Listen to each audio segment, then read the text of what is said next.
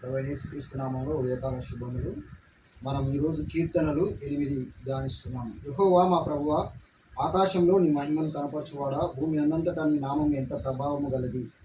శత్రువులను పగ తీర్చుకుని వారిని మాన్పివేటకై నీ విరోధులను బట్టి బాలుర యొక్కయు చంటిపిల్లల యొక్కయు స్థుతుల మూలమున నీ ఒక దుర్గమును స్థాపించి ఉన్నావు. నీ చేతి పని అయిన నీ ఆకాశములను నీవు కలుగజేసిన చంద్ర నక్షత్రములను నేను చూడగా, నీవు మనుషుని జ్ఞాపకం చేసుకున్నటకు వాడు ఏపాటి వాడు, నీవు నరపుత్రుని దర్శించుటకు వాడు ఏపాటి వాడు. దేవుని కంటే వాడిని కొంచెము తక్కువ వానిగా చేసి ఉన్నావు.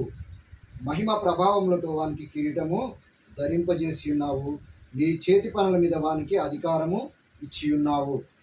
ఉదయకాలము దేవుడు మనతో మాట్లాడుతున్నటువంటి మాట ఏంటంటే, ఈ యొక్క కీర్తన మొత్తము సర్వ సృష్టి గురించి తెలియజేస్తున్నది. మరి దేవుడు ఆదికాండం 1వ అధ్యాయం 1వ వచనంలో చూసుకున్నట్లయితే, ఆదియందు దేవుడు భూమి ఆకాశములను సృజించెను. యెహోవా పేరు మహిమ ప్రభావం గలది. ఆయన పేరు గుణము స్వభావం అంతటా ఆయన పేరు మహిమ సంపూర్ణంగా నిండి ఉన్నట్లు తెలియజేస్తుంది. కాబట్టి ఆయన ఏమంటాడంటే, నేను ఉన్నవాడను అనువాడనై ఉన్నానని అంటున్నాడు.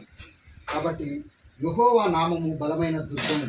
మరి చంటి పిల్లలు వారు తెలిసి తెలియకనే వారు మరి దేవుణ్ణి స్తుతించినట్టు దేవుని వాక్యం సెలవిస్తుంది.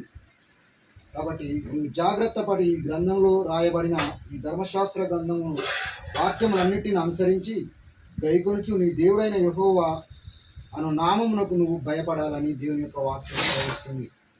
ఈనాడు దేవునికి భయపడక చేస్తున్నటువంటి ఈ లోకంలో ఉన్నటువంటి ప్రతి ఏదైతే సృష్టికి విరుద్ధంగా చేస్తున్నారో అది సృష్టి పతనానికి దారితీస్తున్నది.